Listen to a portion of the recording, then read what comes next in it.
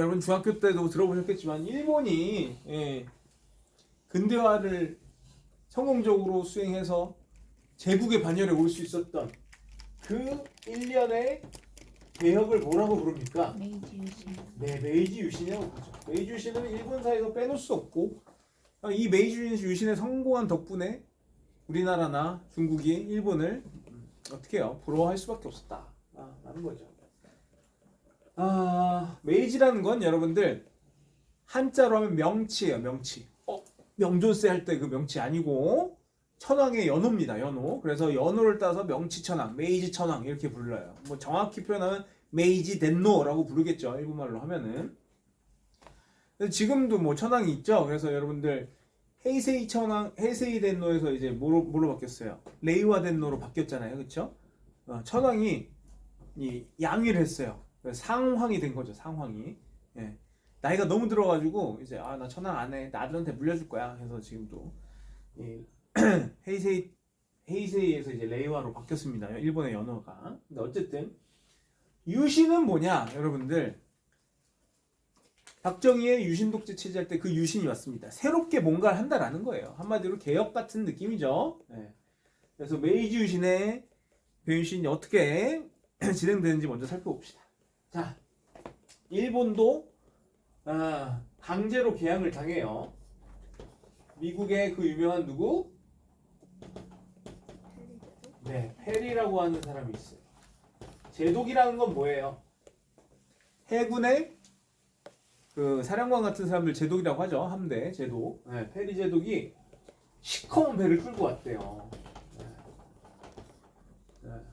흑선이라 그래가지고 이 우리나라로 치면 인천 같은 곳이죠. 카나가와라는 곳에 가가지고 대포를 쏘면서 위협합니다. 누구를? 일본 정부. 그때 일본 정부는 누구예요? 에도 막부. 막부죠, 막부. 에도 막부를 위협을 합니다. 이런 형태를 뭐라고 하냐? 포함 외교라고도 합니다. 포는 뭐예요? 캐넌. 함은 뭐야? 쉽이죠, 쉽. 네. 배를 끌고 와서 이제 대포를 위협하는 포함 외교를 하고 이걸 그대로 나중에 우리나라 조선에다가 똑같이 써먹죠. 자, 그래서 이 에도 막부는 어쩔 수 없이 이 위협에 굴복해서 미일 화친 조약을 맺습니다.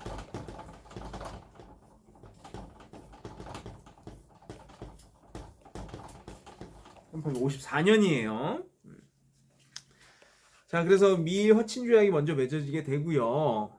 그 다음에 그 뒤이어서 미일 수호 통상 조약이 또 맺어집니다.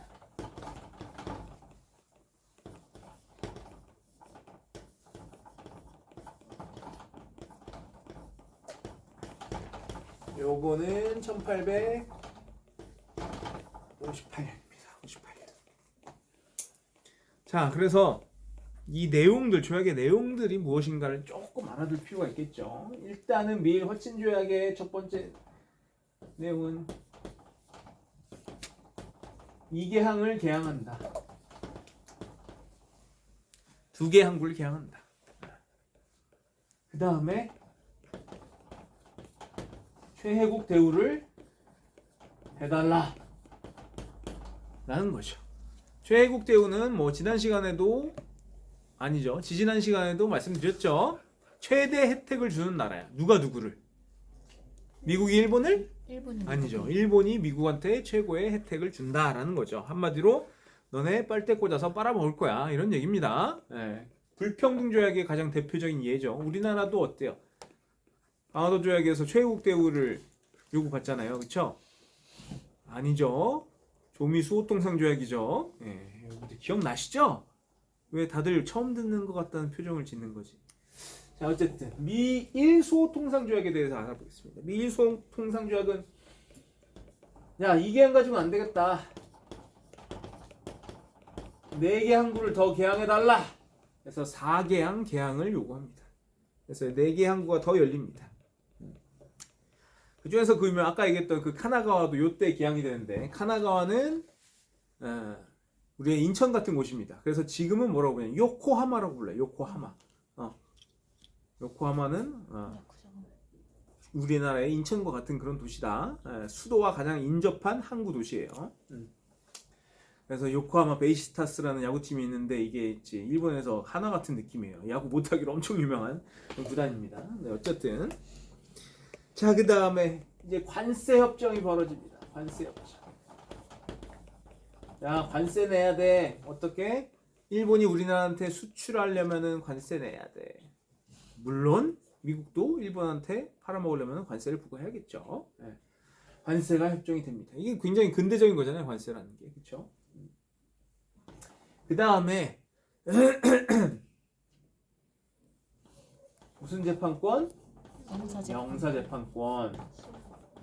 미국인이 일본에서 죄를 저질러도 어떻게 한다? 미국 법으로 일본 법에 의해서 처벌받지 못하고 속인주의에 따라서 그 미국인은 미국 영사에 의해서 재판을 받는다라는 거예요. 이걸 다른 말로 뭐라고 한다고요? 치외법권. 네, 아유 훌륭합니다. 아유 똘똘해. 이렇게 대답도 잘하고. 치외법권이라는 표현도 씁니다. 자, 이렇게 미국이 개항을 했어요. 개항을 당했는데 이제 여러분 너무 당연하게도 미국에서 들어오는 여러 가지 물건들, 오, 신세계죠. 놀랍죠? 물건의 질도 좋고 내가 못 본 거야. 미국에 또 이때 당시 미국이 이제 남북전쟁 이후 남북전쟁 이때나 이제 막 일어나고 무렵이 있긴 한데 어쨌든 미국이 막 발전하는 시기잖아요. 그렇죠? 그래서 미국 물건들이 들어오니까 당연히 일본은 무역에서 적자를 볼 수밖에 없죠. 너무 당연한 현상입니다. 그러니까 개항 이후에 여러 가지 혼란상이 나타난다. 우리나라랑 똑같죠. 미국에 대해서는 적자가 나니까 경제적으로도 파탄이 나고, 경제가 안 좋아지니까 어때요? 사람들의 민심이 당연히 막부를 떠나겠죠. 예, 막부 무능하다. 그러니까 삶이 곤란해지니까 여러 가지 반발들이 일어나겠죠. 너무 당연한 얘기입니다. 자, 그래서 어떤 운동이 일어나냐면은 이 사무라이 계층을 중심으로 특히 이 존왕 양이 운동이 나타납니다. 존왕, 영국의 존왕이요? 아니에요. 존중하다 할 때 존자고 왕을 존중한다는 거야. 그 왕은 여기서 뭐 존왕이라는 건 누구를 의미하는 겁니까? 천왕, 덴노를 의미하는 거죠. 예. 양이는 뭐야? 서양 오랑캐를 양 구축한다. 그러니까 쫓아낸다라는 뜻입니다. 존왕양이 운동. 이게 여러분들 조선으로부터 성리학이 들어오고 하니까 이걸 고전을 연구하고 막 국학 운동이 벌어집니다. 일본 에도막부 말기에. 그러니까 이 일본의 옛날 책 고사기나 일본서기 뭐 이런 걸 읽어보니까 우리는 예전부터 천황국가였네. 근데 성리학을 공부하다 보니까 우리의 왕한테 충성을 다해야 되네. 그러면서 이 천황을 더 떠받드는 그런 의식이 나타나기 시작합니다. 그러니까 여러분들 성리학적으로 볼 때 어때요? 막부라는 건 뭐야? 천황을 업신여기는 군벌 같은 존재죠. 예. 그러니까 이 성리학에서는 또 이게 숙문하고 문을 숭상하고 무를 천시하잖아요. 그러니까 막부는 뭐가 되는 거야? 토벌의 대상이 되는 거예요. 그래서 토막운동이 벌어집니다.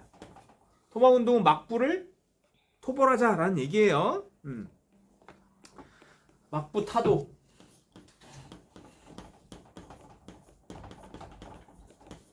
누가 중심이 되느냐? 조슈 번. 여러분들 번이라고 하는 건 여러분들 번국이라고 하는 거는 이제 제후들을 의미합니다. 예. 사스마, 조슈 얘네들이 이제 어디에 있던 번이냐면은 규슈에 있던 번입니다. 여러분들 일본 하면은 일본 그 공룡 대가리를 뭐라 그래요? 일본 지도 보면 공룡 대가리 있잖아. 제일 위에. 홋카이도 북해도라고 합니다. 몸통을 뭐라 그래요? 혼슈, 본주라고 해요. 본주. 그 다음에 그 밑에 앞발을 뭐라 그래요? 앞발 시코쿠라고 합니다. 시코. 뒤에 있는 걸 구주, 규슈라고 해요. 우리나라에 제일 가까운 데가 어디예요? 규슈야, 규슈. 그 규슈에 있던 번들이 사스마번과 조슈번이에요. 그러니까 제일 꼭다리에 있었던 애들이죠. 예. 얘네들이 근데 힘을 키워가지고 다른 번들과 힘을 합쳐가지고 막부를 때려 부수고 막부를 아예 없애버립니다. 그럼 누가 이제 대장이 되는 거예요? 번이 대장이 되지 않죠. 천황이 다시 대권을 잡습니다. 왕정복고라고 합니다. 그래서 왕정이 복고됩니다. 그래서 뭐 대정봉환 뭐 이런 표현을 쓰는데 여러분은 뭐 알 필요 없고 이제 다시 천황이 대권을 잡는 시대가 옵니다. 예. 그래서 천황을 중심으로 천황이 강력한 군주가 되고 그 다음에 사스마본과 조슈본 출신들이 대신들이 되는 거죠. 중요한 관직을 차지하게 되는 거죠. 그러면서 일본이 개혁을 실시합니다. 이때 천황이 누구다? 메이지 천황이다. 그래서 왕정이 복고되면서 여러 가지 추진한 개혁들을 뭐라고 부른다? 메이지 유신이라고 한다. 그래서 메이지 유신에 대해서는 다음 시간에 하지 않고 지금 할 거예요. 잠깐만 잘라주세요. 일시정지. 자, 이제 68년 이후부터 나타난 여러 개혁들을 이제 메이지 유신이라고 합니다. 당연히 서양을 따라잡겠다라는 거죠. 서양식의 개혁이죠. 그래서 뭐라고 부르냐? 문명개화론이라고 합니다. 문명개화. 서양의 제도를 다 받아들이자. 문명개화. 네. 그래서 뭐 여러분들 뭐 타라이쿠를 주장한 후쿠자와 유키치 뭐 이런 사람들도 등장하고요. 그 다음에 이제 뭐 여러 가지 개혁 정책을 실시하는데, 일단은 수도를 도쿄로 삼습니다. 에도란 이름을 드디어 뭘로 바꿔요? 도쿄로 바꿔요. 에도는 한자어로 하면 강호입니다. 강호. 근데 도쿄는 뭐예요? 동경이죠? 동쪽에 있는 수도라는 뜻입니다. 근데 원래 천황이 있던 데는 어디예요? 천황이 교토에 있어요. 교토, 경도. 그 천황이 교토에 있던 천황이 어디로 이사 가요? 이제 에도, 도쿄로 이사를 합니다. 그래서 여기를 수도로 삼아요. 네. 자, 그 다음에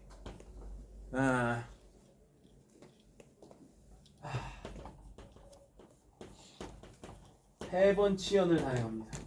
아까 번이 뭐라 그랬어요? 이거 중국사에서도 나오지만 번은 제후라 그랬죠? 다이묘, 대명이라고 하죠. 다이묘들이 번을 다스린 자라, 그쵸? 제후, 영주들. 중국 같으면 제후라고 표현하죠. 근데 일본에서는 보통 영주라고 표현을 하죠. 다이묘들을 없앱니다. 이들을 어떻게 해야 돼? 중앙 귀족으로 편입시키는 거죠. 네. 그 다음에 현으로 나눠서 다스리는 거예요. 여러분들 그래서 현은 우리나라로 치면 도예요. 도. 가장 큰 행정 단위예요. 여러분은 카나가와 현이 바로 이 도쿄 바로 옆에 있는 인천을 카나가와의 현이라고 하죠. 그래서 카나가와가 어디로 바뀐다 그랬어요? 요코하마로 바뀐다 그랬죠. 근데 현은 이름은 그래도 아직도 카나가와 현이에요. 여러분들 혹시 슬램덩크 보셨습니까? 슬램덩크에서 강백호가 이렇게 막 가방 들고 이렇게 막 걸어다니는 그 바닷가 있잖아요. 거기가 카나가와예요. 카나가와. 저도 다른 데는 몰라도 카나가와는 한번 가보고 싶어요. 슬램덩크 워낙 좋아해서. 어쨌든 배번치현이라는 건 뭐예요? 결국에는 중앙 집권 체제. 그렇죠. 중앙 집권 체제가 확립됐다라는 거죠. 수도가 지방을 다스리는 거예요. 자, 그 다음에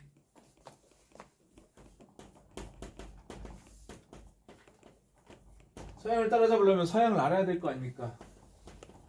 유학생과 사절단을 파견합니다. 그 대표적인 게 바로 그 유명한 이와쿠라 사절단이에요. 이 이와쿠라 사절단은 규모가 어마무시합니다, 여러분들. 일본 관료의 중앙 관료의 절반이 유학 갔어요. 대단한 거죠. 네? 이때 포함된 게 뭐 이와쿠라 도모미가 가장 중요한 인물이라서 이와쿠라 사절단이라고 부르는데 이또에 포함된 게 그 유명한 이또입니다. 이또. 안중근이 저격한 이또 히로부미. 그래서 이또 히로부미가 이 메이지 유신 3영걸이라고 합니다. 3명 중. 네. 근데 이제 한 명은 빨리 죽고 또 이제 한 명은 또 이제 반란을 일으켜 사이고다커모리라고 해가지고 이제 뭐 반란을 일으켜가지고 이제 요절을 하고 하여튼 일본도 뭐 간단하게 이렇게 얘기하지만 그 우여곡절이 많아요. 네. 어쨌든 그래서 이와쿠라 사절단으로 대표되는 그 일본 관료의 절반이 서양으로 유학을 갑니다. 네. 그때 엄청난 충격을 받은 거죠. 이 서양의 발전된 모습을 보면서. 자, 그 다음에 일본의 고유의 신분제. 사무라이가 있고 평민이 있고 천민이 있잖아요. 뭐 이런 게 있잖아요. 그렇죠? 이런 신분제 어떻게 해야 돼요? 폐지. 당연히 폐지해야겠죠. 그럼에도 불구하고 귀족은 아직도 존재합니다. 일본은 저기 지금도 귀족이 있어요. 그 일본의 귀족은 화족이라고 합니다. 화. 일본을 화라고 표현한다 그랬죠. 와 발음은. 그래서 와규, 와후 이렇게 표현하잖아요. 그렇죠. 일본 귀족 있어요. 아직까지. 천황도 있는데 귀족이 없을 리가 없잖아요. 그렇죠. 예. 자, 그 다음에 근대 국가의 특징이 뭡니까? 국민들을 의무적으로 교육시켜야 돼. 그러려면 학교가 만들어져야겠죠. 네, 학교를 만들고 의무적으로 교육을 시킵니다. 이 교육시키는 데는 또 어떤 이유가 있을까요? 얘네들은 어떻게 부려먹어야 되잖아요. 그렇죠? 특히 성인 남성이 되면 뭘로? 군인으로 징병합니다. 네, 이게 가장 근대적인 그런 저기들이잖아요. 그렇죠? 그 다음에 여러분들 의무교육 시키고 군대를 만들려면 뭐가 필요해요? 뭐 환적통환 또 이래가지고 이제 근대적인 납세 제도를 만듭니다. 일단은 토지를 다 조사를 해야 되잖아요, 그렇죠? 여러분들 이거는 한국사에서도 누누이 나오잖아요, 그렇죠? 일단 돈 필요해. 그러면 일단 토지를 조사해야 돼. 누가 땅을 갖고 있는지, 얼만큼 갖고 있는지를 파악한 다음에 그걸 중앙에서 다 걷어들이는 거예요. 그래서 그 돈 가지고 이런 것들을 시행할 수 있는 거죠. 자, 그 다음에 교통을 활발하게 해야 물류가 돌아가겠죠. 철도를 어떻게 합니까? 부설하고요. 아유, 돈을 어떻게 해야 돼? 돈을 관리를 잘 해야겠죠. 그러면 뭐가 있어야 돼? 은행이 있어야겠죠. 철도, 은행 이런 근대적인 기관들도 만들어집니다. 요 밑에까지 나와요? 네, 감사합니다. 그 다음에 이거 뭐 대한제국대 대한제국대도 이런 표현을 썼는데 이제 식산흥업이라고 하죠.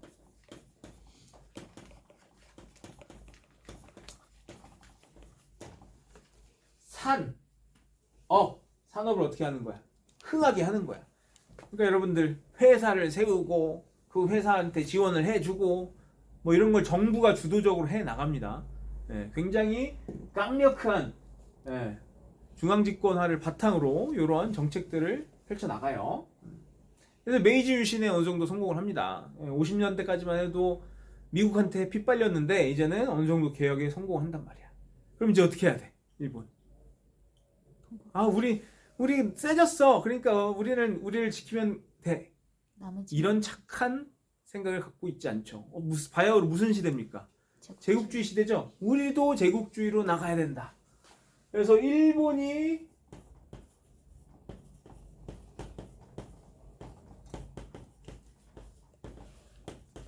제국주의적 팽창 정책을 이제 실시합니다.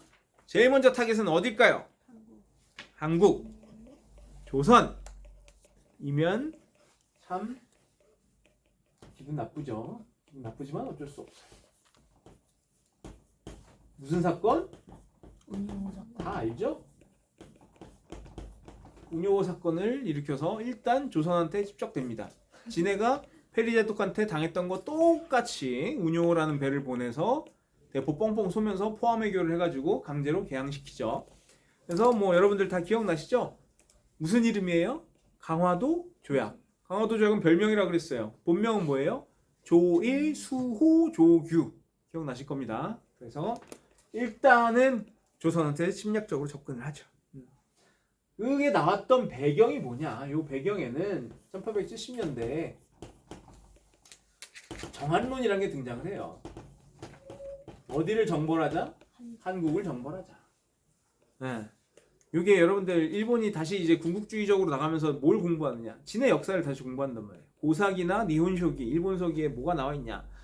이게 다 이게 과장과 이제 구라로 점철된 책이란 말이에요. 그래서 이제 일본의 이제 뭐 덴노들이 뭐 신라로 쳐들어가서 신라를 정벌했다, 막 이딴 말도 안 되는 기사가 나와 있습니다. 그걸 바탕으로 이제 우리도 대륙으로 나가려면은 꼭 반드시 한반도를 정벌해야 된다. 뭐 이런 얘기가 나오는 거죠. 자, 그 다음에 이놈들이 어디로 가느냐? 79년에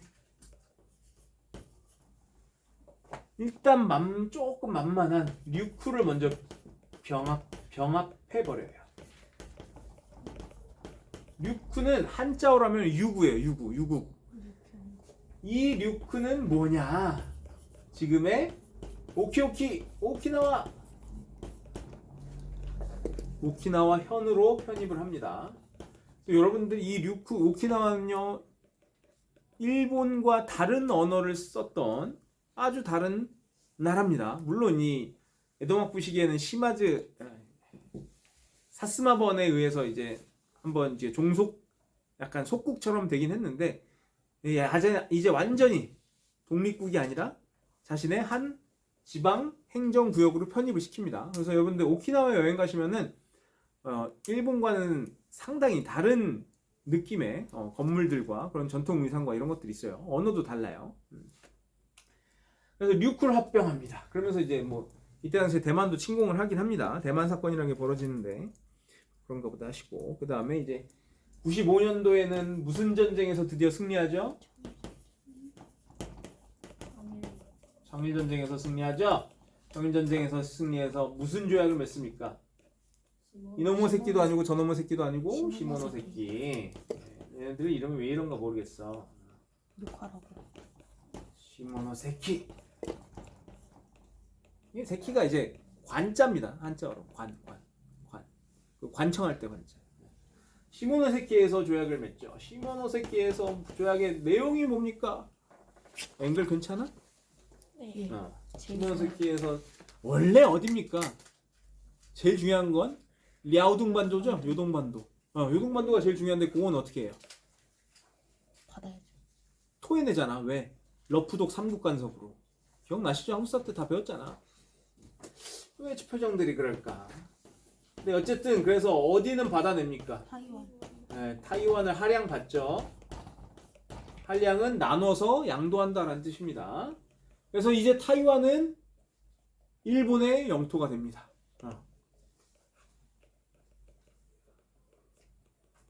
자, 일본이 이렇게 계속해서 확장 정책을 펼칩니다. 자, 그 다음에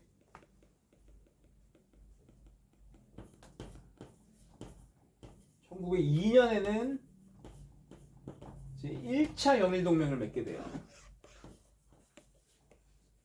의화단 운동 때 여러분, 의화단 운동 때 이 가장 위치상 중국과 가까운 게 러시아랑 일본이잖아요, 그렇죠? 일본군이 엄청나게 많은 병력을 파병합니다. 그래서 일본군이 이 의화단을 진압하는 모습을 보고 와, 영국이 놀란 거야. 일본 애들 그냥 그저 그런 섬나라 애들인 줄 알았는데 근대화에 성공해서 무기 체계도 잘 갖추고 군대도 많이 만들었네. 영국은 이때 어떤 짱구를 부릴까요? 영국이랑 누구랑 철천지 원수라고 그랬어요? 프랑스. 러시아라고 했죠. 러시아. 아니 걔 미국 놈들, 이게 유럽 놈들은 다 원수인데 그레이트 게임이라고 해서 영국이 항상 이 세계 제국으로 이제 발돋움하면서 제일 두려웠던 게 러시아예요. 러시아가 강력해지면은 이거 러시아가 군대도 엄청 많고 그러니까, 그리고 이제 제일 중요한 식민지가 인도니까 러시아가 아프가니스탄을 거쳐서 인도로 내려오면은 이게 위험하다. 그래서 이걸 그레이트 게임이라고 하거든요. 그래서 여러분들 거문도 사건 기억나요? 러시아가 조선에 접근하니까 그걸 견제하기 위해서 영국이 거문도를 점령한 게 거문도 사건이잖아. 영국, 프랑스도 원수지만 이 러시아의 남하를 제일 견제했던 게 영국이에요. 영국. 네? 그러니까 영국이 일본을 이용해서 아시아에서 러시아를 견제하면 되겠구나. 이 계산이 벌써 깔린 거야. 자, 그러니까 1904년도에 무슨 전쟁이 일어나는 거예요?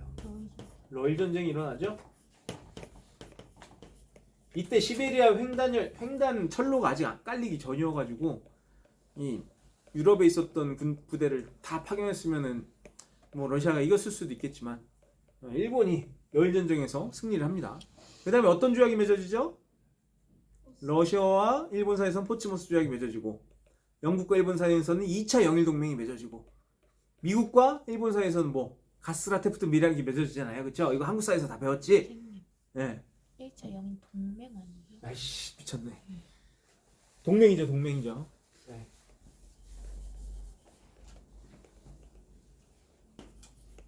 감사합니다. 어쨌든 러일 전쟁에서 일본이 승리를 하면서 조선에 대한 지배권이 확실시 되죠. 그 다음에 그래서 우리나라는 결국 어떻게 됩니까? 몇 년도에? 1910년도에 대한제국을 또 병합해버리죠. 우리는 무슨 이름을 배웠어요? 일산을요. 예? 일산회가 1905년이고 1910년도 한일 한국 병합조약 뭐 교과서에는 이렇게 나왔을 거예요. 당시 용어로는 한일 합방조약이죠. 근데 합방이라는 건 대등한 위치에서 합친다라는 뜻이니까 이거는 일본 제국이 대한제국을 좀 약간 무마시키려는 의도에서 그런 이름을 지은 거고 사실상은 합병, 병탄한 거죠. 이게 한자에 따라서 뜻이 많이 달라집니다. 병합했던 거는 힘으로 강제로 뺏었다라는 얘기입니다. 자, 그래서 일본이 제국주의적으로 이렇게 팽창을 했다라는 것까지 일단 배웠어요. 잠깐 잘라주세요. 눌렀어요? 네. 자, 일본에서 여러분들 이런 메이지 유신을 통해서 뭐 교육도 시켜주고 유학도 갔다 오니까 사람들이 여러분들 어때요? 일반 민중들이 이 머리가 커지잖아요, 그렇죠? 등게 많아지는 거야. 그래서 이제 무슨 운동이 벌어지냐?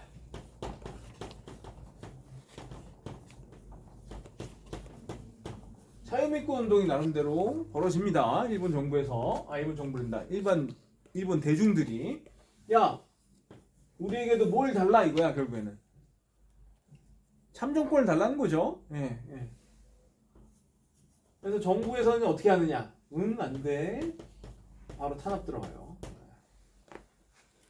근데 여러분들 그래도